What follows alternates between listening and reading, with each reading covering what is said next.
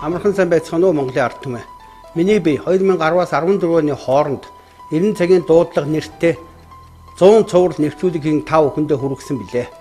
Тухайн нэвтрүүлгээр 1990 оноос хойш Монголд орж ирсэн ардчилсан либерализм гэх харийн шашны тухай тэр тарих угаалтаа ашиглан бидэнд өндөр хүүтэй доллараар зээлэн дээр нь төгрөгийн ан шиг унган хэрхэн биднийг өрөнд оруулдаг тухай үндсэн суурь тэдний мүлжилгийн арга барил механизмын тухай та нарт тайлбарлан хүргэсэн байдаг. Өнөөдөр 2019 оны нөхцөл байдлаас харахад Монголд хувьсгал эд өрнөж байна. 1921 оны хувьсгалтай адилхан хувьсгал мөн л 3 шаттайгаар үргэлжлэх болно. Эхний шатанд нь нийт ард түмний төсвөр төвчээр нь барагдан бослог өмнө самуу эхлэх. Хоёрдугаар шат нь харийнхантаа нийсэн урагчтай тооцоо бодох. Гуравдугаар шат нь дотоодын хулгайч нартайгаа тооцоо бодож цэвэрлэх. Ингээд ард түмэн засгийн эрхээ авдаг. Тэгэхээр өнөөдөр яг энэ дараалалаар Монголд хувьсгал өрнөх ба хоёрдугаар шат аль хэдийн эхэлсэн явна. Ийм учраас бид мөн хоорондоо ярилцаад 5 жилийн дараа дахин Монголын ард түмэндээ өнөөдөр үүссэн нөхцөл байдал ирээдүйд яах тухай өөрсдийн бодол сэтгэлээ хуваалцсан онш тавийн хэмээн Эрин цагийг оношлохуй гэсэн нэвтрүүлгийг эхэлж байна. Ингээ анхны дугаар нь 2019 оны 3 сарын 20-ны өдрийн оройн 10 цагаас соён гэрэг телевизээр гарах ба цаашид 7 хоног бүрийн 5-г Бямб гарагийн орой 9 эсвэл 10 цагт үргэлжлэн цуврал байдлаар та бүхэнд хүрэх болно. Ингээ та бүхэн минь бидний санаа зовн ярьж байгаа, онш тавьж байгаа гол үндэслэл гарц энтрийн тухай сайн сонсож өөртөө тунгаан авах гээхөө ухаанаар хандан оншоо тавьцгаана уу?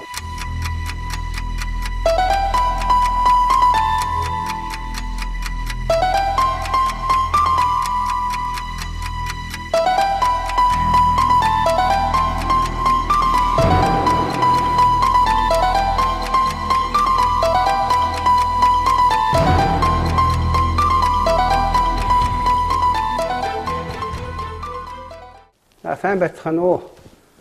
Хэм Монголын ард түмээ бидний хэсэг нөхөд 2010-аас 14 оны 4 жилийн хугацаанд Эрин цагийн дуудлага нэртэй 100 цуврал ярилцлага хэлэлцүүлэгч гэх юм уу чөлөө сэдвээр ярилцж байгаа ямар хэлбэр нь хамаагүй зүгээр ямар ч байсан бид нар нэг 100 цагийн нэвтрүүлэг хийж та бүхэндээ ер нь 90 оноос хойш Монголд өрнөд байгаа үйл явдал ямар учир шалтгаантай юм хэн цаана нь байдیں۔ Бид яг ямар нөхцөл байдалд орчихоо гэж өөрсдийнхөө итгэл үнэмшил судалсан мэдсэн юмараа тайлбарлаж хийсийг та бүхэн санаж байгаа бах. Нийгэмч тодорхой сонирхлыг төрүүлж тэгээд тэр маань өнөөдөр ингээд яг 5 жилийн дараа эргээ харахаар маш их хүмүүст юм бодуулж учир начиг олгоход нь тэр хүмүүсийг бас өөртөө төлөө тэмцэхтэй ирмэлзлийн төрүүлсэн тийм эерэг үр дүн мөн хийсэн бидний хувьд ч гэсэн урам орж итгэл маань улам бэхлэгдэж бөхлөгдсөн ийм юм болсон байдیں۔ Ингээд яг хамгийн сүүлийн нэвтрүүлгийг 2014 оны 4 сарын 22-нд хийснээс хойш бараг яг 5 жил өнгөрсөн байна. Ингээд ерөнхийдөө өнөө цагийн Монголд үүссэн нөхцөл байдал, бүс нутагт үүссэн нөхцөл байдал, дэлхийд дээр үүссэн нөхцөл байдал ингээд гаднаас биднийг нөхцөлдүүлж байгаа. Дотор талдаа бидэнд олж байгаа боломж.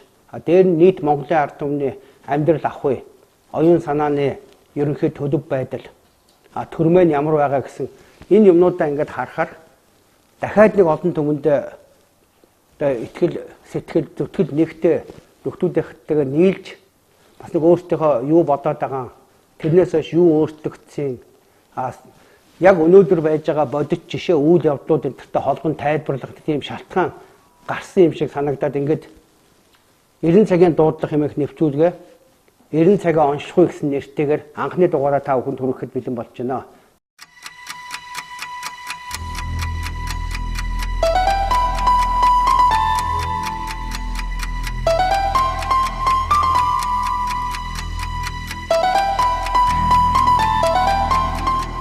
Энэ мань бол тэр янз бүрийн тэр гоё нэртэй тавилттай монтажтай тийм биш ээ. Зүгээр ердийн нэг их орондоо санаа зовсон, монголчуудынхаа ахуй амьд санаа зовсон, монгол хүнээрээ байгаасаа, монгол үндэстэн минь байгаасаа, Монгол улс маань сайхан хөгжиж цэцгэлээсэй гэсэн хүсэлтэй, мөрөөдөлтөө тэр нь итгэл нь болсон хэдэн нөхдүүдийн хамт ингээд бид нар та нарт яг дотоод сэтгэлээсээ үнэн зүрхнээсээ ингээд өөртөө бодож байгаа, оншилж байгаа эмчилгээний ямар арга хэлбэр гаргалгаа байна гэсэн тэрийг хуваалцах гэдэг ингээд хэлж байгаамаа. Тэгээ яг хуу мөн нөгөө талаас энэ нийт ард түмэндээ бас тодорхой хэмжээнд бид нар санаа оноо өгсөн юм шиг байгаа. Маш олон хүмүүс одоо та нар 5 жил болчихдоо сүүлийн нэвтрүүлэг хийснээс хойш хийгээч. Өнөөдөр нь үүссэн байж байгаа нөхцөл байдлыг та нар өөрсдийнхөө өнцгөөс өөрсдийнхөө бодлоор тайлбарлаж өгөөч. Тэгэхгүй бас л ерөнхийдөө өрнөж байгаа үйл явдлууд маань тийм төгс гүйцэд оншин тавигдаагүй.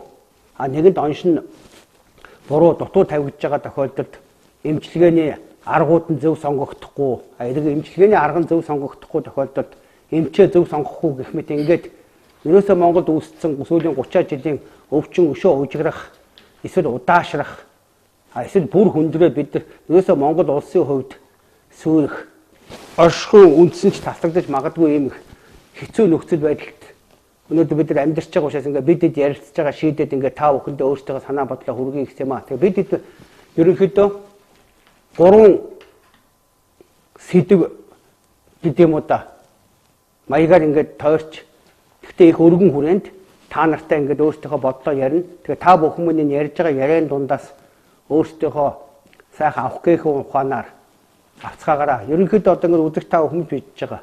Одоо жирийн Баярхүү миний хувьд гэхэд надад би юуг анхаарч явах хэвтэй. Мэдээж хэрэг 1-р Баярхүүгийн ухаан бодол саруул байна уу? 2-р Баярхүүгийн бие хаа эрүүл ахуй амьдрал нь аж төрөл нь болж гэнэ үү? 3-р Баярхүү болон бусад хүмүүс нийлээд оюун ухаанаас харуул байлгах ахуй амьдрал аж төрлөө цэгцэлж дэлхийн одоо жишг Швейцарын иргэнтэй адил ч юм уу тэр дурдаад байгаа Норвегийн иргэнтэй адилхан амар амгалан жаргалтай сайхан дутагдах гачигдах юмгүй амьдрах болж гэнэ үү? Тэрийг хийх ёстой төр гэж байна уугүй гэсэн ийм ерөнхийдөө оюун санааны ахуй амьдралын төрийн гэсэн гурван холбоонд нь ингээд та бүхэнд бид нар тайлбарж өгнө. Яагаад бас ингэж гурван холбоонд нь тайлбарж өгөх гэдэг нь гэхээр хүн болгон өнгөрсөн туршлагаас харахад бол өөрөөрийнхөө хүлээж авдаг юм байлаа. Зарим хүмүүснүүд ахуй төртэй холбоотой өөр зээл өнөөдрийн үүссэн байж байгаа энэ мөнгө хүлдэг тогтолцоо энтэйг харахаар дийлэх нь их сайн хүлээж авдаг. Тодорхой хэсэг нь мэдээж хэрэг хүний одоо энэ оюун ухааны эрүү саруул байна уу, самуурцсан, мунхарцсан байна уу? Яг үндсэн шалтгаан монголчуудын дөрөөтлүүд энэ оюун сэтгэлгээний ядуурл юм бодхоо байсан. Тэгээд яг зөв онш тавьж байгаа хэсэгч байгаад байгаа. Ер нь бол зүгээр сайхан эрүүл чирэг амьдраад байж хад ямар тогтолцоонд бид нар болчихно. Гэхдээ эрүүл чирэг амьдрахын тулд яах юм тэгээд бас нэг тэр талаас нь хардаг. Мөн одоо дийлэх нь ялангуяа сүүлийн үед өрнөж байгаа Монгол өрнөж байгаа үйл явдлаа харахаар мэдээж хэрэг нь төр нэртэй харийн мөнгө хүлэгчдийн тоглоомын дэглэмийг амь оруулж байгаа.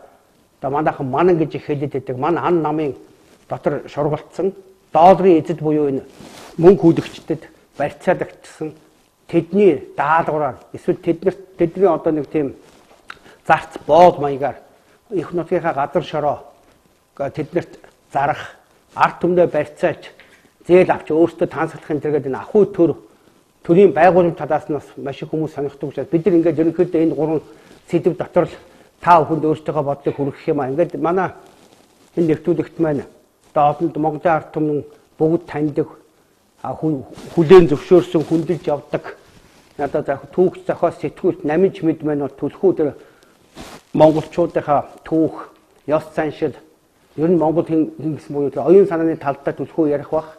За манай Мөнхбаяр маань байна. Одоо бүгд мэдэндээ энэ хүмүүс маань бол одоо энэ их нутгийнхаа төлөө тэмцэж байгаа тэмцэгч гэдгээр нь бол бүгд мэдэх бах.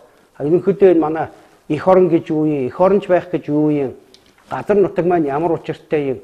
Яг ялангуяа Монголын нутаг өөрөө яагаад тэр дэлхийн хүй нутаг, усны ундаг гэж яригдтiin.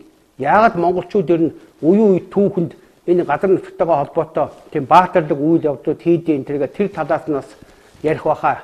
Ингээд мэдээж хэрэг бид нар бол ингээд тодорхой сэдв аваад тэр сэдвээр ингээд дагнаад ярихгүй. Яг саяны хэлдэг ер нь бүр язгуураас нь үндсээр нь өнөөгийн байгаа амьдралтай нь холбоод, өн түүхтэй нь холбоод тэгээ ирээдүйд ямар байх юм гэсэн гэсэн маягаар ингээ дандаа гурвалсан холбоонд нь Монгол эртний хүн ухаанаар ярихыг чармааж оролцоцгооноо. Яг үнд ингээд яагаад ингэж бас тав хүндээ ингээ хилээд байна гэхээр ерөнхийдөө бид нар цаашдаа одоо нэг өрөнд орсон амьдрал, хямарсан амьдрал, тэгээ уучраа олохгүй нэг тийм хэн нэгэн буруутныг хайж шийтгэж бочих гэж байгаа юм шиг юм өнгөц үзэгдэлтэй тэмцэж байгаа. Эсвэл өнгөц үзэгдлийг бий болгоод байгаа асуудалтай тэмцэж байгаа юм шиг энэ юм маань бол яг бүр бидэнд учирч болж байгаа нь гарзыг үүсгээд байгаа шалтгааныг он шинж буруу тавьчихсан онш нэгэнд буруу учраас эмчилгээний арга барилж буруу ард түмэн санал болгодог. Тэгээ шийдэх гэж байгаа хүмүүс нь бол ерөөсөө ард түмнийг эмчлэе гэсэн бод сэтгэлгүй хүмүүс энэ төр байгаад байгаа учраас л энэ талаас нь ингээд та нарт тайлбарч өгөх гээд байгаа шүү. Тэгээд ингээд мэдээж хэрэг бид нар ярихдаа аль болохоор ингээд өөрсдийнхөө яг цэвэр итгэл үнэмшлэр ямар нэг хуурамч хоосон хий юмгүй тэгээ түрүүний хэлдэг шиг нэг тийм сэдвчилсэн маягаар одоо энэ барууны тарих угаагчтай авчиж манаа суулгасан нэг сэдвийг яар тэр сэдвэрээ тэр хүн докторын интегсэн тийм явцуу оюун санааны явцуу хүрээнд юм уу эсвэл ахуй амьдралын авч явж байгаа энэ мөнгө санхүү татврын тогтолцоо хууль эрх зүйн орчин тийм тодорхой нэг тийм мөчнийг барьж авч тайлбарсан маягаар ярихгүй шүү. Ингээд та бүхэн маань сайхан бид эдийн ярианаас авах гэхэн ухаанаар хандаж сонсцоогоод аль болохоор өөрсдийгөө сэрээгээр ерөөсөө явж иж бидний өнөөдрийн туулж байгаа амьдралын үр дүн бол үзэгч та бүхний өөрсдийн тархинд байгаа шүү. Ингээд Наминчимэдтэй ярилцгаа нэгээд бас санаа оноогоо ярьж эхэлнэ гэж хүсье. Хэдэн жилийн өмнө та хэдээ тэр 100 зураг нэвтрүүлгийг их гаргаж үтчихсэн л да. Үнэхээр юм боддог, эргэцүүлдэг хүмүүст зөвхөн мэдээлэлөө зогсохгүй бодол эргэцүүлэх нь гүнд нь тодорхой утсыг хөндөж чадсан байх гэж бодож байна. За түүний өргөжлөл байна гэж ойлгож одоо бид гурав яриа бол тэрний өргөжлөл болох юм байна гэж ойлголоо. За энэ цаг үе 90 цаг онш гэж байгаа шүү дээ. Энэ цаг үеийн ямар шин чанартай ямар цаг үе гэхээр зөвхөн энэ Монголын асуудал биш энэ өөрөө хүндрэлтний нийтлэг хүрээнд нэхэж харах хэрэгтэй байна. Урд хожид байгаагүй онцгой өрмөц тийм одоо сорил шалгуурын өмнө хүндрэлттэй ирсэн гэж харагдаад байна. Нэгдүгээрт нь одоо шинжлэх ухааны асар хүчтэй өндөр урдцтай хөгжил байна. Шинжлэх ухаан урдцтай хөгжих хэмжээгээр тодорхой юмн дээр аргагүй мухардаж байгаа тийм барьцаалтаж байгаа тийм байдал байна. За дээр нь одоо энэ техник технологийн асар урдцтай хөгжил байна. Одоо 20 жилийн өмнө бид гар утсаар биенийхээ төрсийг хараад ярина гэдэг ойлголт үлгэр зүйд энэ орхооргүй байл. Дээр нь мэдээллийн давалгаа мэдээлэлээр дамжиж дэлхийн ертөнц улам илүү ойртож одоо нөгөө яаснаар бол улам автгаарч улам жижигэрч байна. Улс төрийн болоод эдийн засгийн онцгой шин суурь нөхцлүүд бий боллоо. Томоохон одоо тулгуур төвүүд, хүчний төвүүд шинээр хуваарлагдаж бий болж байгаа шиг байна. Тэгэд ийм онцгой нөхцөл энэ эрчтэй энэ өөрчлөлтийн давалгаан дотор бидний Монгол улс ямар шүү байр байдалтай байгаа вэ гэдгээ зөв харах хэрэгтэй байна. Дотоод болон гадаад нөхцөл байдал хүндрэлтний нийтлэг хөгжлийн энэ урсгал дотор бид өөрсдөө ямар дотроо одоо ямар байдалтай байгаа вэ? Ямар ихтгэл өнөмшлтэй байна? Энэ давалгаан дотор бид одоо ч юм хаана явж гинэ вэ? Зөв явж гинэ үү, буруу явж гинэ үү гэдгээ тодорхойлох ерөөсөө бидний ярианы гол зорилго байх гэж бодож байна. Ерөөсөө ч энэ Монгол үндэстний эсэргэн мандлын гол асуулт энэ дээр байх хэрэгтэй байх гэж бодож байна. За бидний хувьд монголчуудын хувьд энэ цаг үед яхахгүй томоохон түүхэн сорилын өмнө ирчихсэн гэж ойлгож байна. Энэ түүхэн сорил бол нэлээд өндөр атуу шалгууртай, босготой биднээс ихээхэн өртөг золиос шаардсан бодод сэтгэгт ирмэлзэж тэмцэх тийм хэрэгцээ шаардлага шахаж шаардсан тийм босго одоо шаардлага байна. Үүнийг бид отлоороо годож хайрж ирж тэмүүлжихөөс үчээ гаргаж байж давахгүй бол магадгүй бид үндэстэн энэ хэдэн мянган жилийн түүхтэй, өв соёлтой, төрт улсын 2-3 мянган жилийн түүхтэй, дээр нь хүндрэлтний бүтээсэн онцгой өр өмц одоо хоёр том соёл иргэншлийн нэгийнх нь гал голомтыг авч явж байгаа энэ үндэстэн түүхийн энэ эдрэхтэй цаг үед мартагдаж үгүй болох аюул хүртэл байна. Тэгэхээр энэ дээр зүгээр одоо онол ном шагаах төдий биш. Нөхцөл байдлыг гадна дотн өшөө одоо энэ бүрийн бэрх төвшөнд хүртэл эргэцүүлж ирж явах шаардлага байгаа болов гэсэн бодолтой байна. Энэ удаа би ингэсгээд тойроод ярьж болох байна. Ажиглахаар одоо шинэ би бол түүхч хүн биш. Яг гоо түүхийг миний байнгын монголчууд маань өр зөөлөнд ороод байгаа хамаг нутгаа өгөөд идэг байдлаараа зээл аваад идэг мөртөө өрөнд орохгүй байгаа нэг санхүүгийн залт мэгтэй нэг юм дэглэм байгаад байна шүү дээ. Тэр дэглэм талаас нь анх бол би одоо 20 жилийн өмнөөс эхлээл судлаад сүүлдээ цаад мөн чанарыг ойлгоод энэ бол зүгээр бидний гаднаас нь нөхцөлдүүлж байгаа гаднаас нь ингэж барьж авчаад нэг юм санхүүгийн залтай дэглэм тулгачаад тэгээд бид нар зүгээр л амьдралынхаа төлөө тоолролгүйгээд өрөнд орж явах үүдийн үүрэгтэй боолж ирсэн юм байна гэж ойлгоо. Тэгээд энийг ингэж цаашаа яаж засах уу гэж яваад эхлэх хүссэн ч зөвхөн энэс биш. Тэрээс жоохон юм боддог хүн болгоны өмнө тулгардаг би хийнэ. Би ямар үүсэлтэй юм. Тэ? Тэгээд өөрийгөө ер нь хинээс хаанаас хизээ яаж үүссэн гэдэг тэр асуултууд нь хүн төрхтний мөнхийн эрэл юм билээ. Ерөөсө үнэн гэд нэрлээд байгаа чи ерөөсө өөрийгөө хин гэдгийг хайлтыг л хэлээд байгаа юм байна шүү дээ. Тэгэхээр эндээс ингээд дахиад яг энэ саний ямар хаагаад ирэхэд нэгдүгээр хийсэн дүгнэлт бол ерөөсө монголчууд нь маш их мунхарсан юм байна. Мунхраад тэгээ самуурцсан юм байна оюун санааны хувьд. Тэгэхээр нэг л оюун ухаан самуурцсан учраас тэрнийх нь төлөөс нь хүн болгонд хуурагдаад оюун толгойн гэрээг тэ миний хар толгой барьцсан шүү гэж хэлэхээр л үнэн биш айл. Тэгээд нөгөөх нь их нутгаа өгөөд дээр нь өрөнд орж идэг санхүүгийн загварт өнөөдөр тэрийг дагаж нийт үүссэн өр нь 30 тэрбум доллар болчих жишээтэй. Тэгэхээр энийг би зүгээр ингэж тайлбарлаж байгаа нь тэр санд баяр тэр хар толгой молгоогоо амлж ин хүмүүсийг хуурч барьж угаагүй ачсан тэрийг би ярихгүй байгаа байхгүй юу. А яг харин тиймэрхүү байдлаар дэлхийд даяар тухайн хүмүүсийг залдиж ашиглаад ингээд нэг юм санхүүгийн гоё сайхан амьдралын тухай мөрөөдөлтөнд толгуурсныг тийм баяжих оюун өмчтэй байх гэсэн номлол шургуулад ингээ хийлэгчээд байгаа нийт Аз Африк бос улсыг мүлжээд байгаа юм харахад ямар үндэстэн улсууд энэс мултарч чадж байгаа нэхэр ерөөсөө өөрийнхөө унган үндэснийхээ оршихуйг чанарыг л олж чадаад тэгээд тэр гаднаас ирж байгаа нөхцөлдүүлж байгаа юм дээр маш сайн эвдэж хоорондоо тэмцэж чадаад тэгэх юм бол харин мултраад хөгжөөд явчихад байгаа ажилэгцсэн учраас би төлхөө ингээд түүх сонирхоод түүхийг ялангуяа тэр монголчуудын хүчрэг байсан үеийнхэн төрийн байгууламж тэнд байсан мөнгө санхүү татвын тогтолцоо талаас нь төлхөө судлаад яваад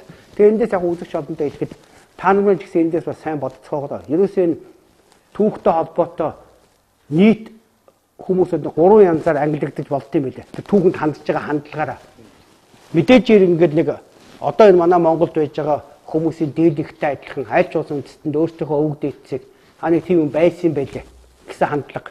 Одоо энэ гадуур Чингис хааныхаа зургийг шилэн дээр тавьчаад арх үйлдвэрлэж байгаа гэж хэлнэ үү? Эсвэл тэгээд нэг тийм нэг сайд улсын их хурлын гишүүн нэг төрийн хэмжээний эсвэл нэг урлаг соёлын одон ч гэнэ үү?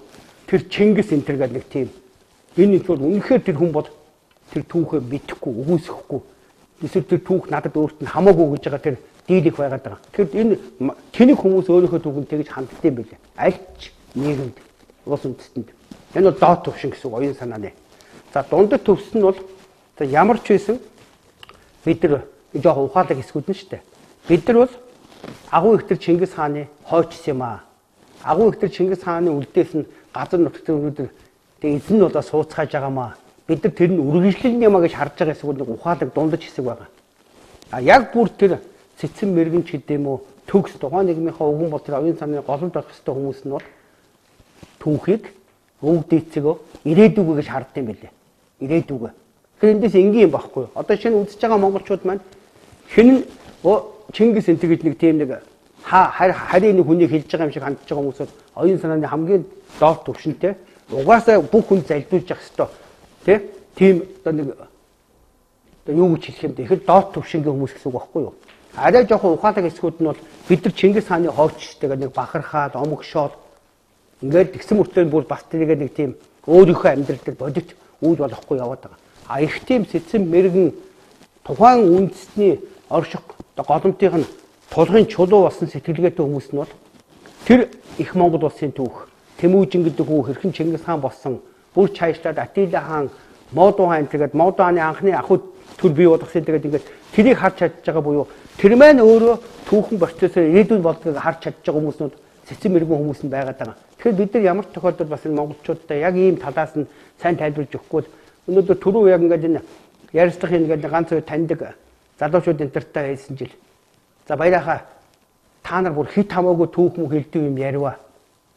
Гата энэ хажуугаар нэг энэ улс төрийн зөвлөгөө өгдөг хүмүүс хүртэл тэгдэ. Өөр зэйдмэл мөнгөө яриараа. Түүх, ёс заншил, шашин машин ярих юм бол дэмий шүү энэ тэргээд. Үгүй байхгүй эсрэгээр. Эсрэгээрээ хэдийд дэмий балаа шашин машин гэсэн юмын тайлбарж өгч монголчуудын тарихыг цэвэрлэхгүй тохиолдолд захын хүнд хурагдаад яваад байна. Энд байж байгаа нэг лам туурагдан дараа нь тийм нэг юм гоё өөрийгөө либерал олж гисэн тэр Монгол банкны золж байгаа маргаад бүтэн улсаараа 10 хэдэн миллиард долларын өрөнд орчлол хуурагдлаа шүү дээ. Тэр чинь ялгаа байхгүй хар ламд байхгүй шар ламтай адилхан. Тийм учраас үзэгч олон минь бид эдийн зорилго та хэдийг айл болохоор юм боддог болгуулж өнөөдөр үүссэн байж байгаа амьдрал ахуй оюун санаа энэ төр энэ төр дээр нэг сайн дүгнэлт хийж онш тавиасаа гэдэг үднээс санаа оноогоо хэлээд байгаа маа. Тэгээ эндээс бас нэг нэгдүгээртний түүхэн хэрэгтгээс гадна нөгөө талдаа би мөнх хоёроо бас нэвтрүүлэгтээ оролцоод ярьж өгөөч гэдэг байгаа бас хамтраач яриач гэдэг нэг үндсэн юм. Ерөөсөө бидний Монгол улсын оршихуйд дайж газар нутаг биш байж болно. Ягаад гэвэл улс гэдэг чинь хиймэл ойлголт байхгүй хууль хэрэгцсэн. А тэр хинч аль ч улсын дагаар байгаа л тэр хэвсэн доллар гэдэг юм хэвсэн юаных нь бод болоод улс гэж нэрлэгдээд бүтэн улсаараа түүхэн эдийн хамтлагч гэдэг юм уу тий? Эсвэл одоо юу гэдэг хүүхдүүдэд тэднэрдөө бод болгож зардаг ч гэдэг юм уу солонгосдоо бодоор явуулж адилхан шүү дээ. Тийм маягаар улс бол оршиж болно. Харин үндэстний хувьд бол газар нутг нь өөрөө оршин үндэс.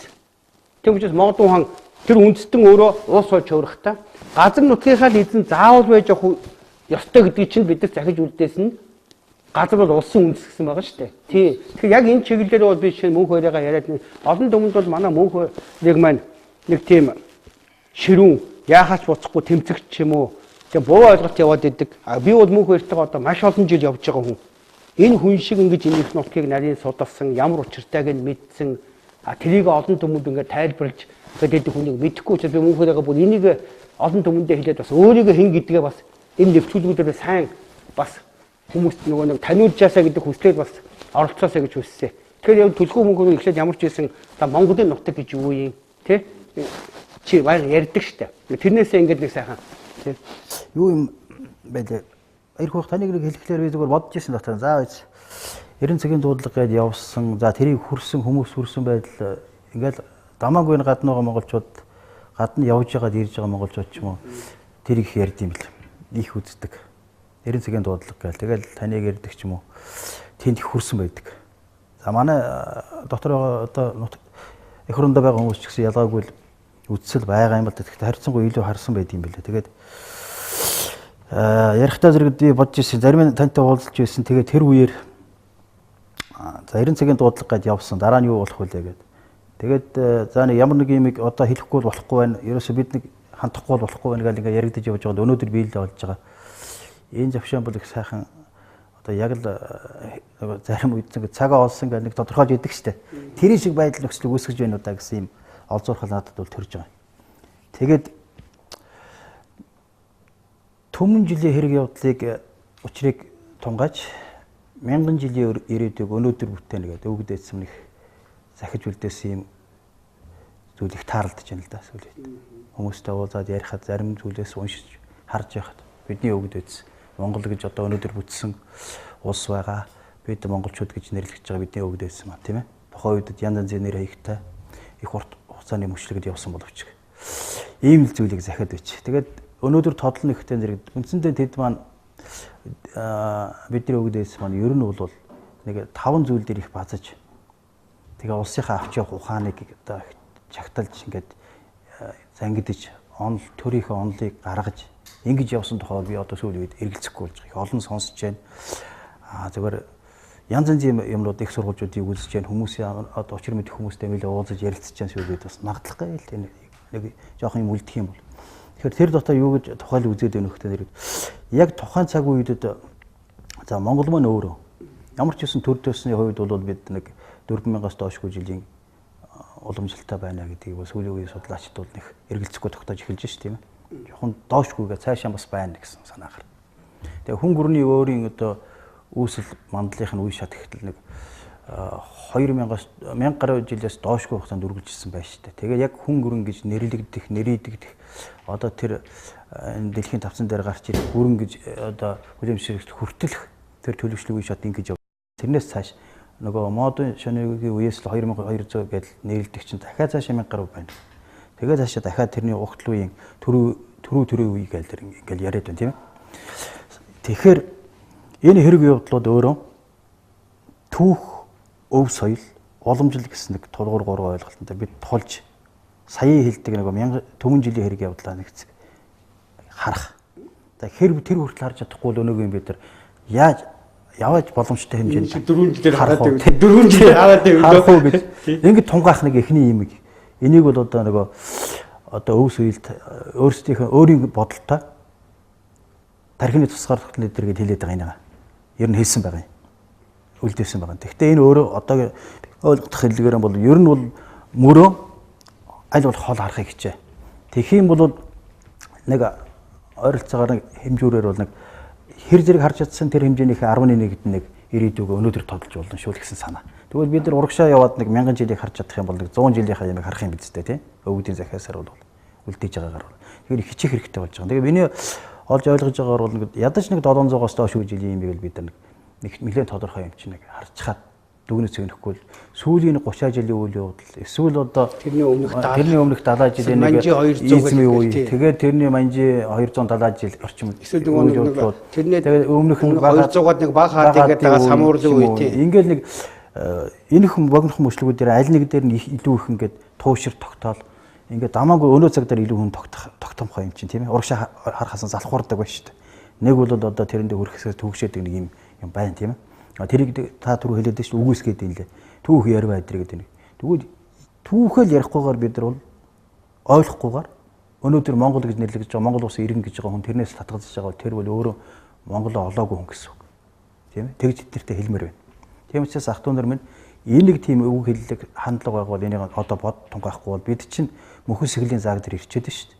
Тэг ийм экзектэй үе дээр чинь бид нар одоо мөрөө уул мөрөө өгдөхөө явсан зам мөрөө чадлын хэрээр тунгаад тогтоогоод тэгээд ирээдүйхээ нэг тэр тогтоосон хэмжээнийхээ 11-ээр ирээдүгөө тодлож өнөөдрийнхөө тогтолцооны гажуудлыг зассалруулах одоо юм боловсруулж бодож хамтарч ажиллах юм шаардлагатай болж ирж байгаа байхгүй. Нэг юм таван зүйл гэдэг.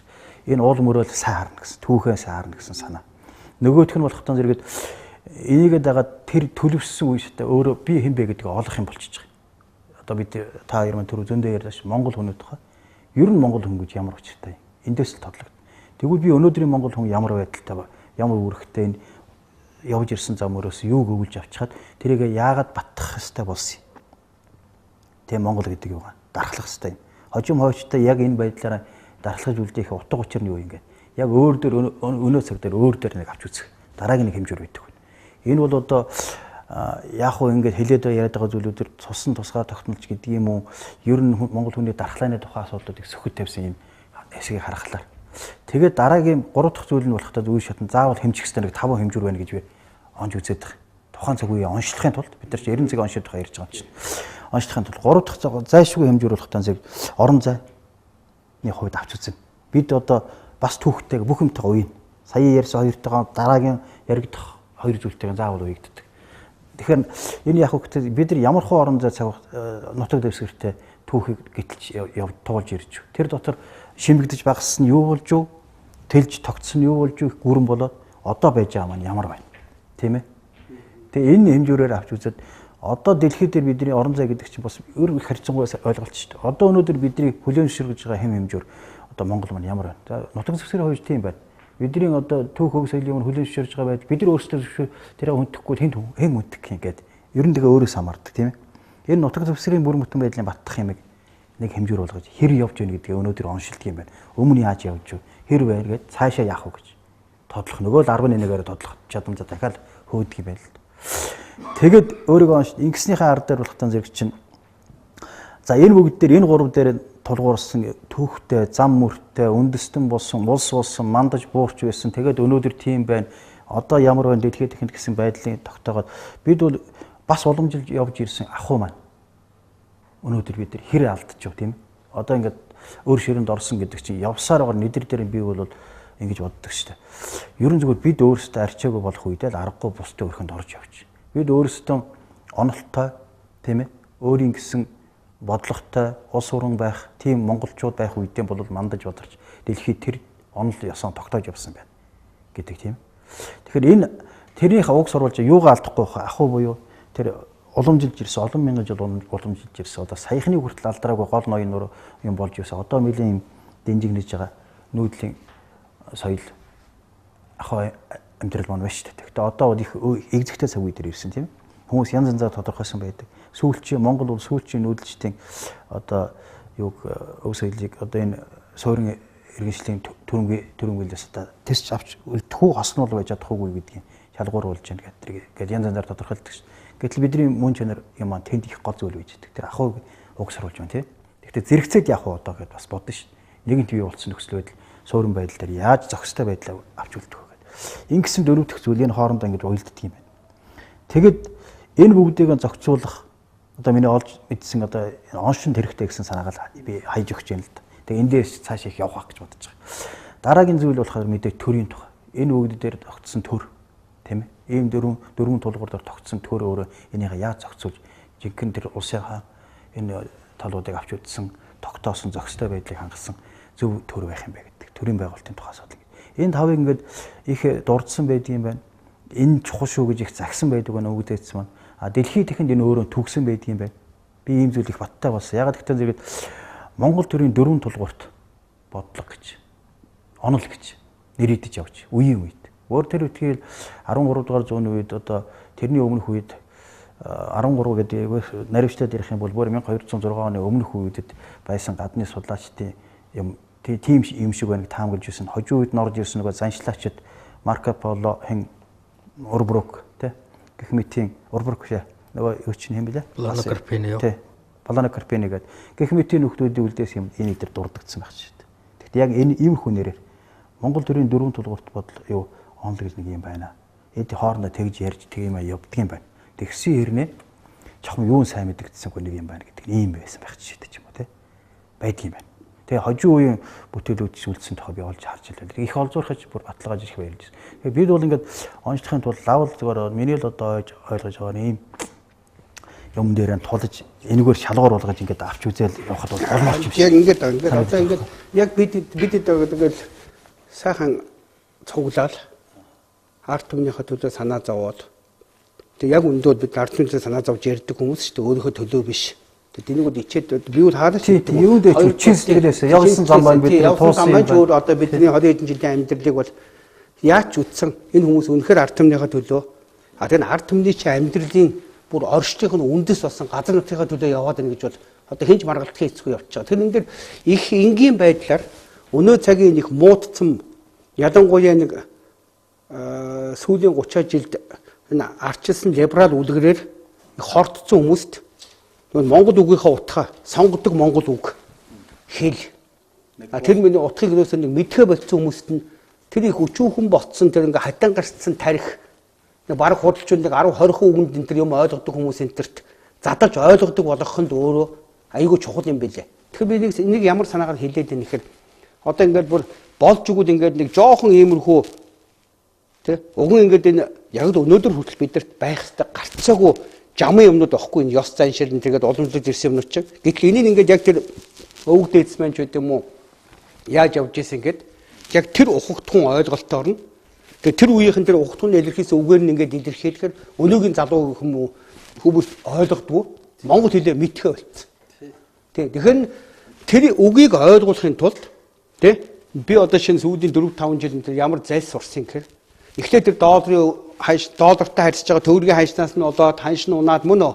Тэгээ нэг 500 мянганы төгрөгийн цалин Ерөөсөө жилийн дараа 250 мянган төгрөг болж хувирч байгааг ингэж тэр нөгөө яг хөрөгчөнтэй холбоо тайлбарж ясаа илүү ингээд чадхаараа хөтөж энэ төргээд сонгон гэрэл ажил хийх гэж үзээд байдаг байхгүй юу.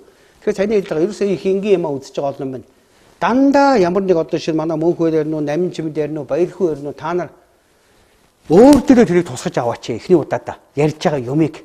Тэгээ бидний ярьж байгаа энэ утга ухагдхуунаас юм эсвэл тэр хэлэнд хэрэглэгдэж байгаа үгүүд дундаас хэдийн ойлгож байгаа энэ цаанаа өөр юу хэлэхэд ингээд та нар өөрсдөө сэрж сэхэрч тархиа ажилуулдаг болоогүй цагт бид нар ерөөсөө энэ гамшигт байдлаас гарахгүй байхгүй юу? Гарахгүй. Тэгэхээр яг бид нар одоо би үл ийм зарчим бариад байгаа. Ер нь хуучин тийм байсан. Би улс төрч биш байхгүй юу? Өөрөөр хэлбэл Америкуудын оруулж ирсэн технологиор яг тухайн үед хүнийг хуураад 4 жилийн хугацаатай их хурлын гишүүн болчихъя. Жил 6 сарын настай сайд болчихъя. Тэгэнгүүтээ одоо ингээд өөрөө босдоос илүү амьдрчиж гэдэг юм уу? Өнөөдрийн ерөнхий нийтлэг улс төрчид нэрлэгдээд байгаа хүмүүсийн цаатлын сэдэл, шалтгаан, тэрийгэ дагсан үйлдэл гэсэн тэр бол угаасаа надад хэрэггүй учраас тэгэхээр би хэрвээ тийм бодолтой байсан бол би хүмүүст тааруулж ярмаар байгаа. Өөр айгүй их гоё алдаршаад гудамжаар явахаар хүмүүс намайг хүнд итгэл энэ төргээл тэр хэрэггүй байхгүй. Яг тэр миний зорилго бол энэ нийт монголчууд зөв сэрээд өөрөө өөрсдийнхээ эзэн болооч. Эхлээд өөрсдийнхөө оюун ухааныхаа эзэн бол. Мөн үү? Өвгдөөс ирсэн тэр одоо манай монгол ухаанаар бол ой санамж, ой бэлэг гэд нэрлэдэг байдаг. Шашныхын сүнс гэд нэрлэдэг байдаг. Бүү их ингээр юм шүү дээ. Нарс мод ягаад нарсаараа ургаад байгаа. Тэрс нөгөө Монголын гүн ухаан юу хэлдэг. Амьтаа бүхэн сүнстэй, амьгүй бүхэн эзэнтэй гэд эхэлдэг суур юм. Тэгэхээр амьтаа бүхэн сүнстэй гэдэг маань нарс үрээ цацаал дараа жилд нарс болж ургаад байгаа. Тэгээс хус болж урахгүй байхгүй юу? Тэрэн шиг монгол хүн яг монгол ой санамж буюу монгол сүнсэл бити харийнхан зараад юм уу? Худалдаад юм уу? Эсвэл харийнхан тэрийг дагаар орсон төлөөс чинь өнөөдөр янз бүрийн харийн үлгэрт үнэмшээд газар нутгаа алдаад өөртөө өрөнд сууж байгаа орж байгаа нэмэгнэлтэд явдал واخгүй юу? Явандаа мөхлөө орж ирсэн. Тэгээ яг одоо ихэд би номгоо ус энэ юм дээр райч гэдэг. Тэгээ манай мөнхбаяр маань хэлж байна. Бид нэрээс хүмүүстэй юмыг ойлгуул соён гэрэл ажиллаа хийхдээ нэг ингэж тайлбарлал юм билээ. Та нарын бодоод үзээч. 3 өөр ойлголтыг та нар нэг ингэж томьёолыг бодоод үзчихэж. Нэгдүгээрт нь монгол хүн гэж байгаа. Монгол хүн. Дараа нь монгол үндэстэн гэж байгаа. Гуравдугаарт нь монгол улс гэж. Энэ гуруулаа давхцаж болно, давхцахгүй жийж болох байхгүй юу? Мөн үү? За яг монгол хүн буюу мөнх тэнгэр шүтдэг, мөнх галын соёлтой тэр их цааз, их засаг, их ёсыг одоо хүртэл барьж амьдэрдэг. Тэгтээ хятадын иргэн, орсын иргэн, казакийн иргэн, киргизийн иргэн гэдэг ийм монгол хүн зөндөө байгаа байхгүй юу? Өөрөөр монгол хүн гэдэг бол тэр монгол хүн гэсэн сэтгэлгээ байхгүй, оюун санааны тухай ойлголт байхгүй юу? За монгол хүн. Дараа нь монгол үндэстэн гэж байна. Яг ийм монгол хүн шиг сэтгэлтэй хүмүүс нийлээд нэг одоо нийлэгжилт болоод ингээд дэм-дэрэндээ ороод ингээд ирчлээд эхлэхээр монгол үндэстний суул үүсчихэж байгаа. Монгол улс гэдэг бол тэр монгол гэдэг нэрийг авцсан байж байгаа. Янз бүрийн гарал угсаа муксаатай. Тэгээд яг Орос хятад бусад дэлхийн том гүрнүүдийн геополитикийн тохиролцоогоор өнөөдөр үүссэн байж байгаа. Нэг сая 500 км хавтгай талбай дээр үүссэн байж байгаа. Тийм хүмүүсийн ойлголт байхгүй монгол улс. Тэгэхээр монгол улсын иргэн байна гэдэг бол монгол хүн байна гэсэн үг биш. Монгол үндэстэн байна гэсэн үг бас биш байхгүй юу? Дээр нь нөгөө талдаа хятадын юм уу, орсын юм уу, казак, киргизийн, туркийн иргэн, өнгөрийн иргэн байх нь хамаагүй. Мөн үү? Монгол хүн биш гэсэн үг бас биш байхгүй юу та. Тэгэхээр одоо яг энийг бид нар нэг иймэрхүү юмнуудыг сайн хэлж өгөөд улс гэдэг бол олон янзын хүмүүс цугласан эрх зүйн ойлголт байгаад байгаа. Үндэстэн болон хүн гэдэг бол цэвэр оюун санааны ойлголт байгаад байгаа байхгүй юу? Тэгэхээр яг бид нар иймэрхүү талаас нь сайн тайлбарлаад энийг зөв ялгадаг болчих юм бол Монгол улсын иргэн болсон янз бүрийн хятад, манж одоо юу гэдэг түрэг мөрөг одоо элдв дээдийн угсаа гаргалтай хүмүүс хүртэл нэг улс төрийн тамган дор их хааны үед байсан шиг эвтэй нартай амьдрахаа зөв ойлгочих гээд байгаа. Тэгэхээр энэ чиглэл дээр одоо бид ингээ их ярьдаг юм чи юм яг одоо энэ өөрийнх нь монгол хүн, монгол үндэстэн гэсэн энэ тал дээр бас нэг тийм ер нь юу гэж бодож явдгийг хүмүүст байна юу гэж тайлбарлаж өгүүл зүгүүр гэдэг нэг өөрийнхөө тэр бас бодож явдаг бодлоосоо хуваалцаач тий. Аль улсын иргэн байх нь чухал биш. Улсын иргэн хинч байж болно. Тий. Монгол гэдэг байх нь өөр асуудал биш тэр биш орно тий. Зүгээр энийг зүгээр тодруулаад нэг жижигхэн жишээ хэлье. Хүмүүст ойлгомжтой болох үүднээс нь тийм. Энэ юу юу гэсэн үг юм бэ гэж. 2006 онд илүү дээ. Тэр Америк Индиана мужийн бүлэмжтэй хотод бид нар одоо тэр ажигийн сүм гэж байна шүү дээ. Одоо тэр Далай ламын тэр сайх нор өрөмбөчийн байгуулсан сүм. Тэн дээр нэг засваргий гэдэг. Тэгээд тэр нэг Монгол төвдийн шашин соёлын төв гэж байгуулагдаад. Тэгээд юм хийж яхад Нью-Йоркоос санагдсан нэг Ли нэртэй 50 хүн хятад хүн гэсэн үг. Ирж тэр засварын одоо гол нэлээд тийм чухал нарийн ажлуудыг хийжсэн. Тэгээд тэр ороо энэ дээр бол нэг хоёр зүйл анзаарч байгаа юм л да. Нэгдүгээрт нь тэр ороо ажил дуусаад засвар дуусны дараа тэнд ажиллаж исэн хүмүүс ороо нэг жаахан ажил тайлаад сууцгаасан. Тэгээд хүмүүс пивуугаад бас жаахан зомодтой тэгээ суусан байсан л та. Тэгээд хин гаргасныг мэдэхгүй нэг тэр үеийн нэг зинхэр шилтэй Чингис арх жинхэр аадарст одоо манайхад очсон юм шүү дээ тий. Чингис арх гарсан. Тэр үдний дээр үдний зинхэр аадарстаа гардаг ус та анхны Чингис арх хүч тий. Тэгээ сүүлчийнх нь ийм аадарс дээр тийм уу гарсан байхгүй юу тий. Тэгээд нэг төвд юу гаргаж ирээд одоо савхаар архны шил, ундааны шил, пивны шилнүүдээ ингээд зохиод хөргөн аяаруулаад ингээд бас жоохон хөгжижсэн. Тэгсэн чинь нэг хүн өсчрөхөө уурлаад нэг тэн дээр шил аваад ингээд цааш орсон. Тэр анзаарчихсан л да. Тэгэхээр хэн уурлсан гэсэн тэр 50-аас ирсэн тэр хятад 50-аас ирсэн хятадаар одоо даам үжаан уурлсан. Нөгөө Чингис хааны шил зурагтай арх аваад орсон байсан. Тэгээд тухайн үед бол анзаараагүй л дээ. Тэгээд сүүлд нь дараа нь маргааш чөлөө нөгөөдрийн чөлөө би манай нэг онгоцны бодол хөрвч гисэн. Ер нь бол монгол хэл байхгүй. Одоо найзаа би жахар хүн гэж нэг хоёр үг гэлдэг. Тэгээд тухайн үед тэрийг битээр нэг альтмалт ойлголцсон. Юу гэж ойлголцсон бэ гэхээр манай хүн би бол монгол хүн, би сахар хүн байна. Тэгээд Чингис хааны тэр зурагтай архины шилийг тоглоом болгож байгааг хараад би тэсээг авсан гэж. Тэг би монгол хүн гэж хэлж байгаа байхгүй. Тэр одоо бүр Гаминданы засгийн газрын үед эцэг нь Бээжинд байжгаад Гаминдануудтай хамт одоо 40 оны үе гэсэн үг шүү дээ. Цаашаа гарсан одоо хүүхэд байгаасаа Монголд нэг ч удаач үзээгүй Тайванд байгаа одоо банк амьдарч гисэн. Тэгээ сүүлд нь Америкт гараад Америкт амьдарч байгаа. Тэр Тайванд яг нэг хуваагдахад Чанкашиг дагаад нэлээд явцгаасан шүү дээ монголчууд тий. Гэтэл тэр хүнийг эндээс юу аргач нөхдөр тэр хүн хэдийгээр 50-ны иргэн боловч өөрийгөө монгол хүн гэсэн бат итгэл мөчлөг байгаа байхгүй. Нэгдүгээр тэр нөгөө саяын таныг хэлдэг тэр улс гэдэг нь арай өөр ойлголт. Даггуцж бас болно.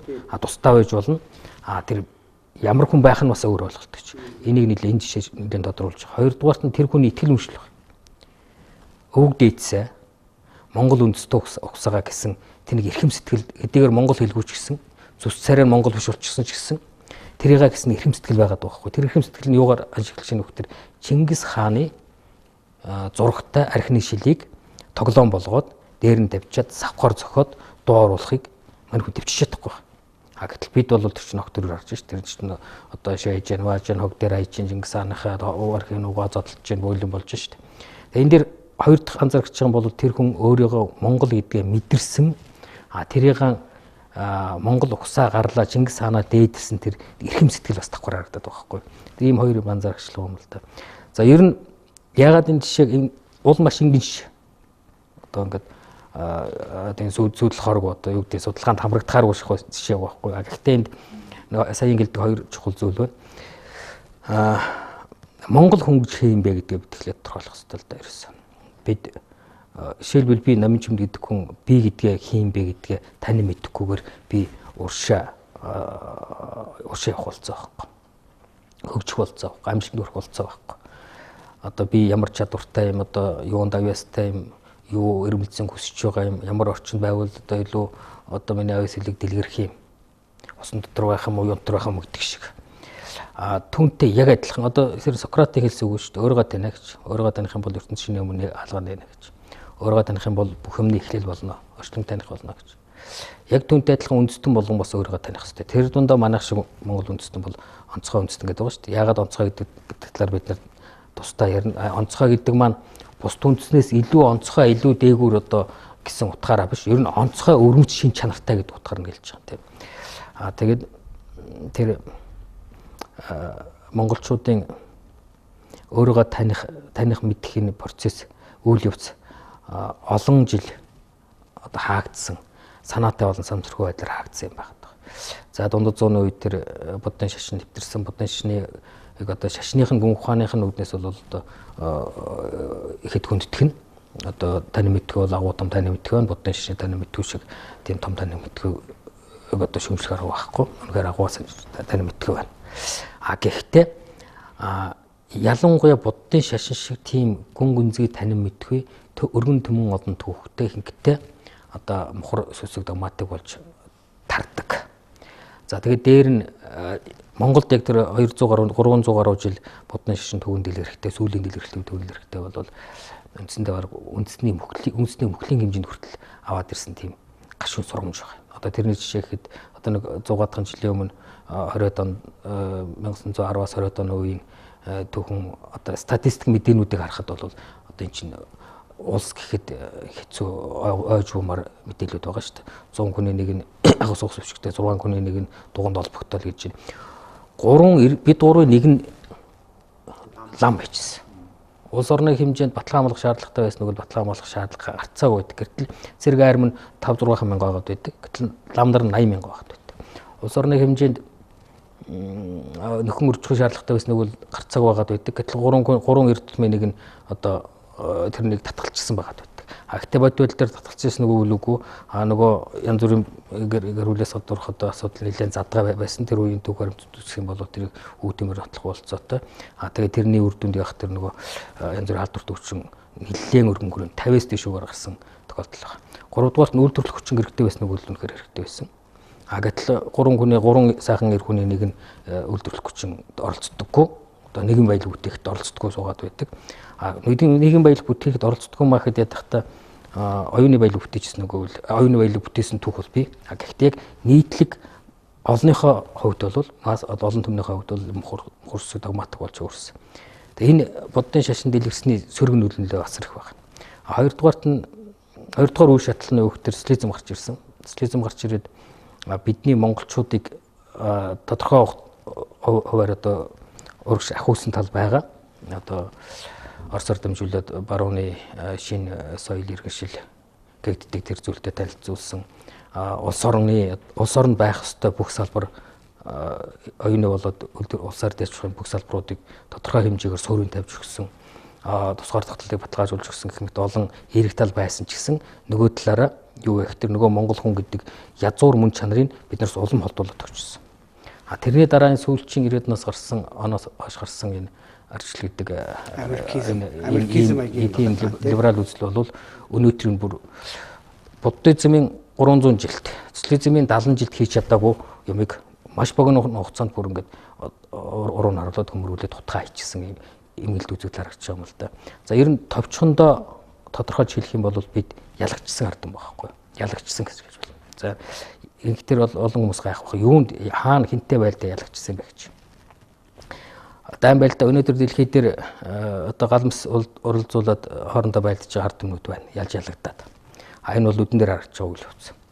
Гэтэл тэрнээс илүү нүдэн дээр харагддаггүй нүднээс далдуур асар том дайн өрнжидэг. Энэ бол оюун санааны хүрээнд өрнжидэгтэй. Үзэл санааны хүрээнд өрнжидэгтэй. Одоо нэг тийм үгүй шүү дээ. Нэг болгоалыг бол гар хэрэгтэй, нэлээдэг болгоалыг бол бүлэг хэрэгтэй, бид гурав хэрэгтэй байна. Бүрийнхээ болгоалыг их бол одоо хуул хэрэгтэй байна. Хуул гаргажаад одоо манайхан бол хуул гаргаж хулгалаад байгаа шүү дээ. Бүр орвонгоор нь хуу хамаагүй бол үдэл суртал хэрэгтэй гэж. Өөрөөр хэлбэл бид өөр харийн бидний язгуур мөн чанарт таарахгүй харшилдаг харийн үдэл санааны юм бууж гисэн байгаа байхгүй. Ялгцсан гэсэн үг. Хамгийн орлонтой юм. Тийм учраас бид бүр хуу хамуулах юм дээр тулаад очсон байна гэсэн үг.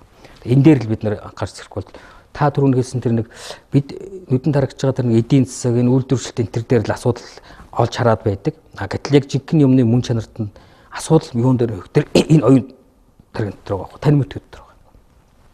Аливаа нийгмийн одоо хөгжил дэвшил уруудалд ороод л хоёрын уг шалтгаан энд үүсдэг байхгүй. Энд үүсчиж дараа нь нэг бол мөхдөг, нэг бол урууданд ороод. Түрүүн та ярьж яхад нэг халтхан гараад өнгөрсөн тэр Ромын эзэнт хөрөн гэж агуу их одоо хүндрэлтний түүхэнд орсон анхны супер эзэнт хөрөн байлаа. Тэр эзэнт хөрөн яагаад мөчөө гэдэг асуудал байна. Тэр эзэнт хөрөнийг хэн нэгэн очоод орваарчууд ч юм уу, вандалууд ч юм уу, гол одоо готууд ч өсөө нүчг.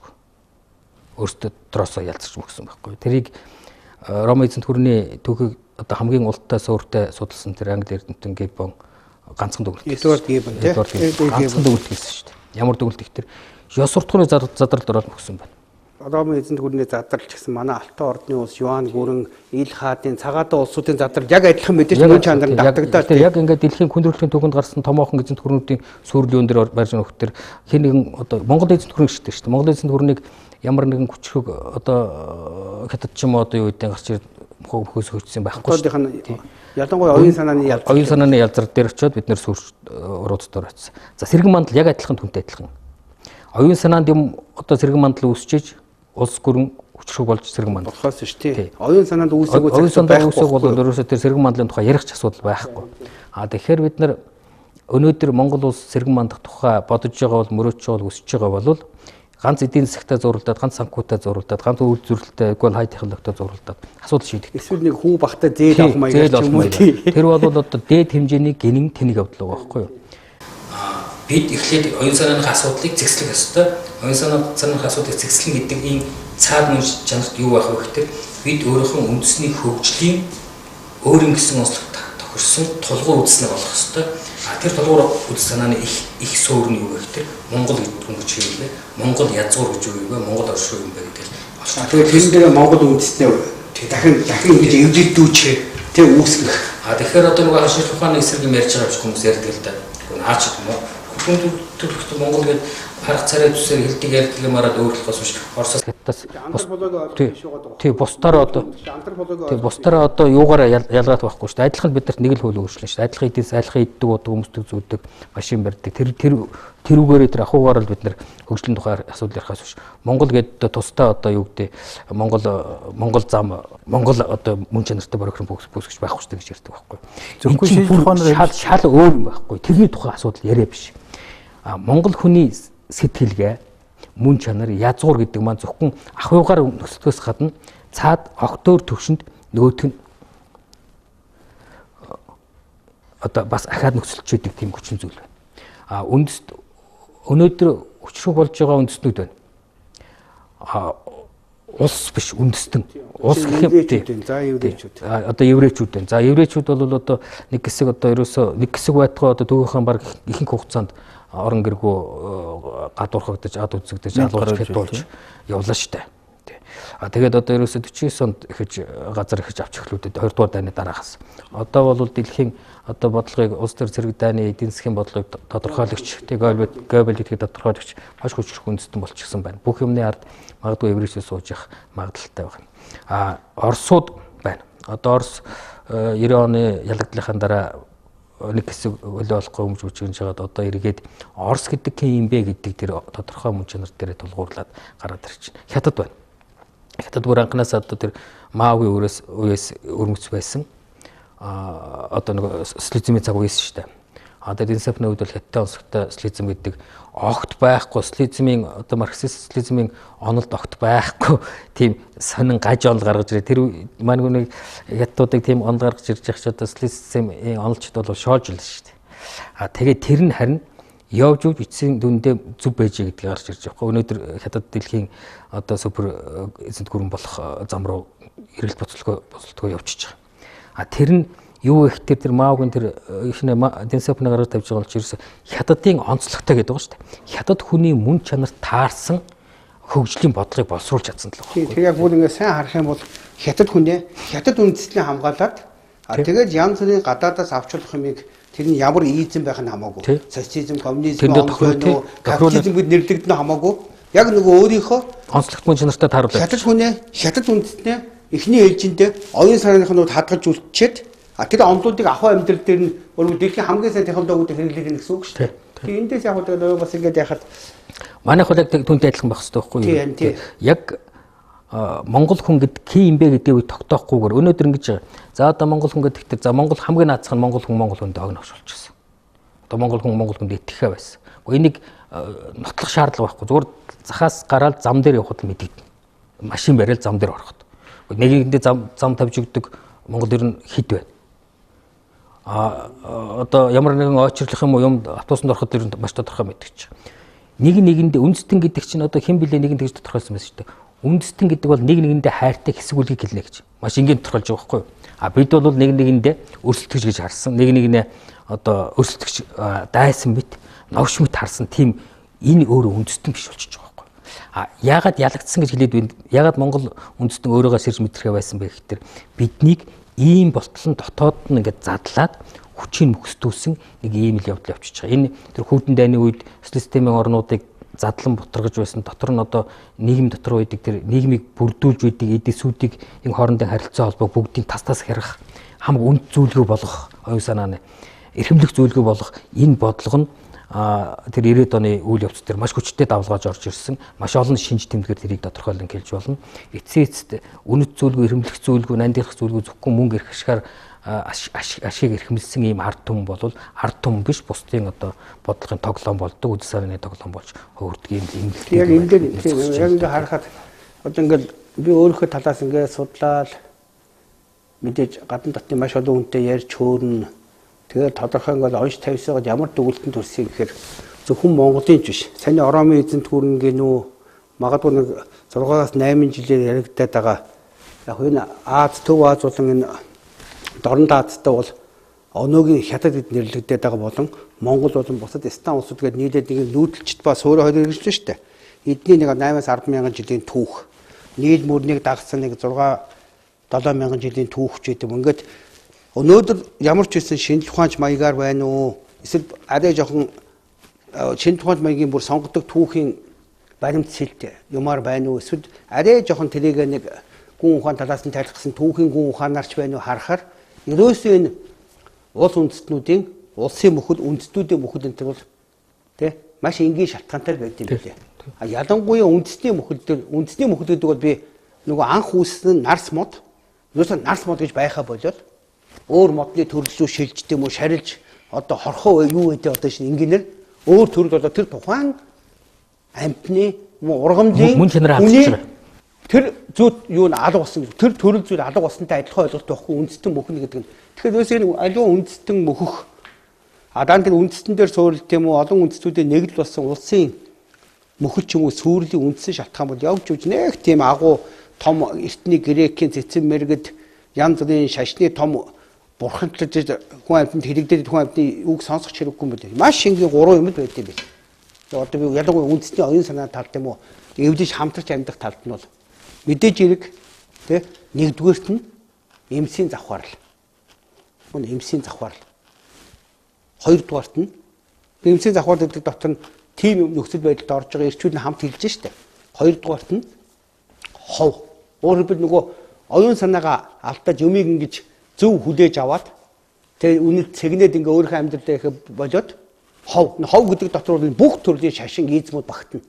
Тэгээд ховн дээр суурилсан төсөөллийн нийгэмд орохоор сүрэл рүү явчтай байл. Одоо монголчууд ямар төсөөлөөр амьдарч байна гэхээр 90 онд орж ирсэн энэ тарих угаалт 90 онд хамгийн түрүүнд чөлөө төвлөгөж угаагаа араас нь 91 онд олон улсын валютын санг байгуулсан чөлөө төвлөн бидний тарихыг ухаас хамруулна.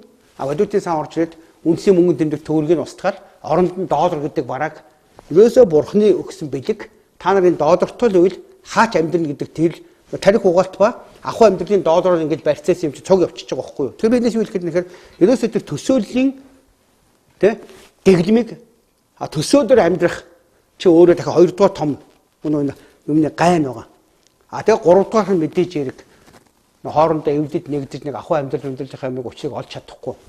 Ингээ сөргөлдөөд байдаг тийм. Төсөөлөл нь бүр төөрөгдөл болоод самуурлаад учир олгоо байчихсан. Тэгээ одоо шинэ тэгэхээр энэний ухтал болохоор би одоо ингээ би одоо тэгэхээр би чинь ингээ нэг мөнгө санхүү хөөцөлдөж явсаар байгаад энэ одоо манай их хааны минь хэлсэн их цааз гэдэг нь хэд зөрчихөөсгүй байгалийн хууль гэсэн үг энгийнээр их засаг.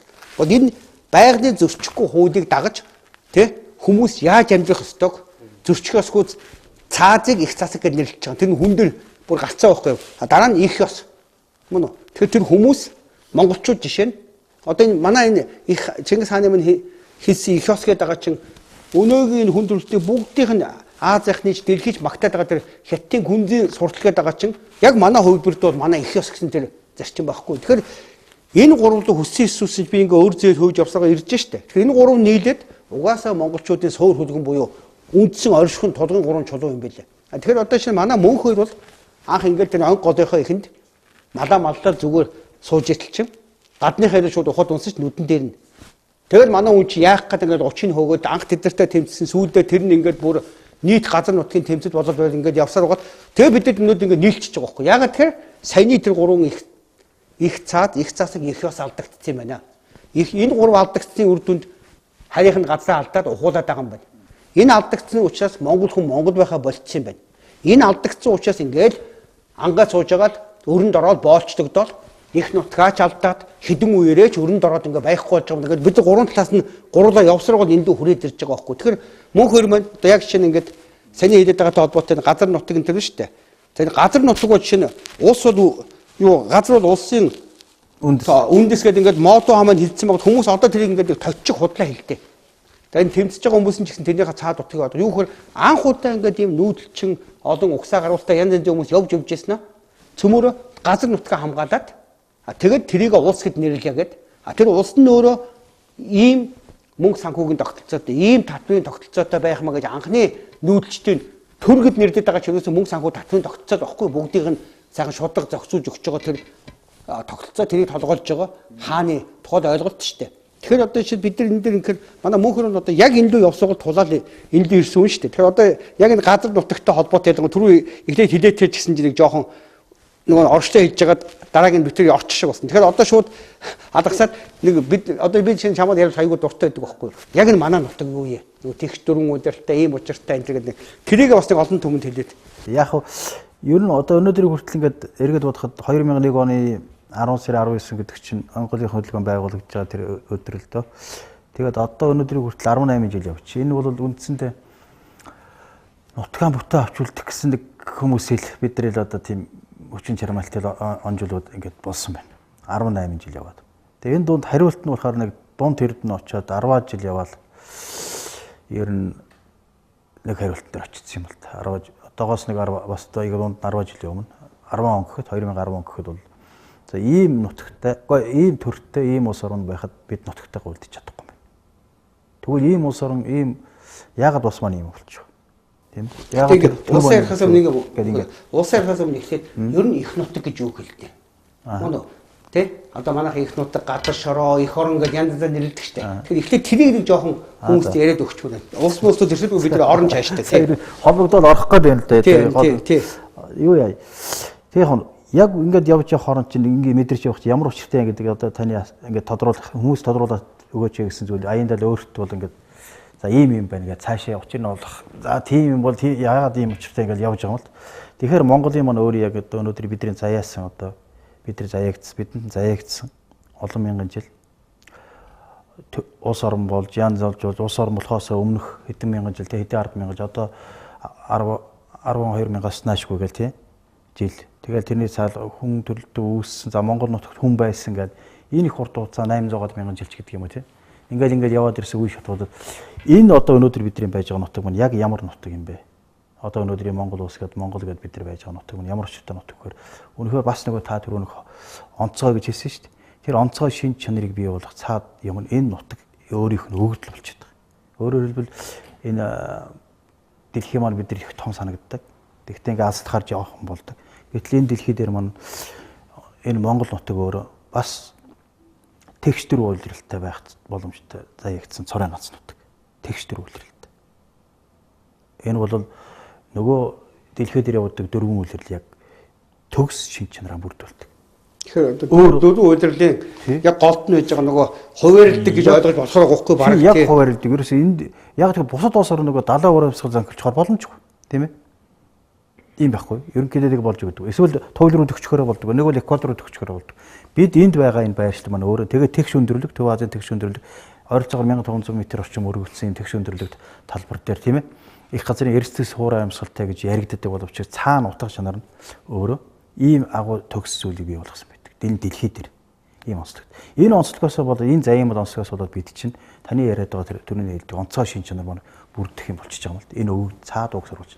Тэгэхээр бид чинь текстурүүлэлттэй болохоор энэ гайхамшигтай энэ нөхцөл байдал чинь бидний өөрсдийн тэр олон мянган жилийн хугацаанд үндэстэн одоо таны ярьж байгаа тэр үндэстэн болох тэрний өгтлөө өмнөх хэсгүүд бүл отгоороо байж яснаа тэгэл үндэстэн болох улс болох улсаан байгуулах мандаж буурах энэ үе шүтүүд нэг соёл маань энэ дээрээ тулгуурлал мөн ахуй маань тэн дээрээ тулгуурлаар бидний ертөнцийн өмс үзлийг тайлах онол маань өнөөдрийн Монгол болох төлөвш маань явагдаж ирсэн. Нутаг дэвсгэрийн онцлогоос болоод тэгээ энд маань бүр одоо цагтаа ингээд өөр тодорхой болгох ингээд ярих юм бол хүмүүс бид чинь дэлхий дээр байгаа яг өнөөдөр ингээд нэр шишгэж байгаа цэвэр усны хагалбар бүс нутаг л гэж ярьдаг юм л нэр том юм болохоор судлаачдын хэллэгээр цөөхөн байдаг тэр цэвэр усны хагалбар нэг онцгой бүс нутаг нь.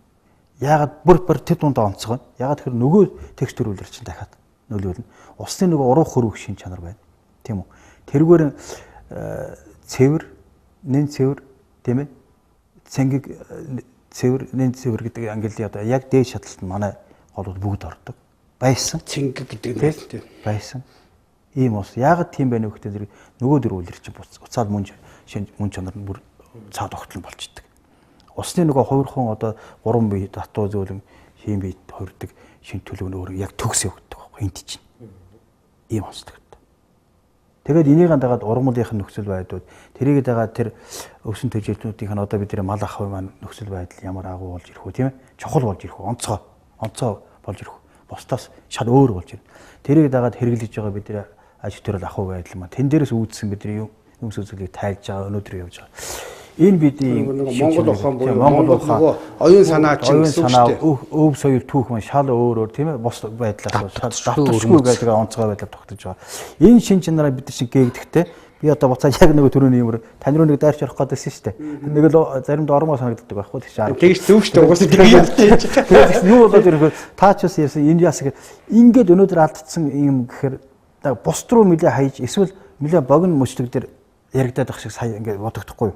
Нөрөөр хэлбэл ойрхны би төрөнд дурсан шүү дээ. Ойрхны юу биш. Бид ийм болтлоо төөрөлдөөд арчаагаа алдтлаа явсан хугацаа дор хаяхад нэг 700 жил их Монголын улсын нэг л задралын шинж рүүгээ орсон тэр үйл явц тийм ээ. Самуурс нөгөө юугаа алдсан гэж бид нөгөө ёс зүй ором нөгөө мөхсөнтэй адилхан тий ялзарсан тий тэрийн шиг бидний маань гол мөн чанараа алдсан үе шат маань тэгээ бууралт нь явж байна. Энэ удаан өслөг дээр авч явсараа бид нар чинь бусдыг шүтгэгчд өөрсдийгөө үүсгэгчд болсон. Бусдыг шүтэж яах гэдэг чинь боол зүтгүүлэхэд болж байна. Боол зүтгүүл болсон. Уг нь бол эзэн бусдыг шүтнэ гэдэг бол сүнсээ зарж байгаа гэсэн үг. Яг тэр ачаагаа сүнсээ хөдөлж байгаа гэсэн үг. Ядагдсан гэдэг байгаа чинь сүнс ядагдсан гэсэн үг. Энэ хурд хугацааны бууралтын шалтгаан байгаа байхгүй. Тэгээд бид ийм бэлэн болсон. Нэг ийзмүүдээр шашнаар тийм ээ урвсан. Бид нар өөрсдөө оруулж явж байна. Либерал онолч өөрөө сонгодог шашин багтай юм байна. Тэгэхээр энийгээ бид онохгүй бол одоо бидний оншуул зөв тогтохгүй. За тийм ингээ үзэгч олон маань ингээд нэг нэвтрүүлэг маань яг 60 минут уу цаг явах юм. Цаг болчих нэг цагийн. Тэгэхээр бид энэ нэвтрүүлгээр түрүү зорилгоо хийсэн. Ингээд нэвтрүүлэг маань өөрөө 7 хоног бүр лавг Бэм гарагийн орой 9 цагт соён гэрэг телевизээр явна. Энэ төсөл дээр маань соён гэрэг телевиз хамтсан ажиллаж байгаа. Энэ дашвын соён гэрэг телевизийн хамт олон болон захирал хиш сүрэн хатагтаад манд маш их талархаж баярлж байгаа. Илэрхийлээ бидэнд энэ боломжийг олгож хамтарч ажиллаж байгаад ингээд энэ удаагийн нэвтрүүлэг маань өндөрж байна. Яг дараагийн нэвтрүүлгэн дээр нь яг энэ мөнх хөрбөнд үргэлжлүүлээд ярих болно. Тийм гол нь та хэд сайхан хүлээж авч үзээд ингээд нэг бид нар аль болохоор та нартай амьд өөрсдийнхөө бүр чин сэтгэлээсээ ингээд бодлоо, сэтгэлээ тэрнийхээ зүтгээд байгаагаа ингээд хуваалцсанаа. Ингээд баяртай дараагийн нэвтрүүлэг хүртэл.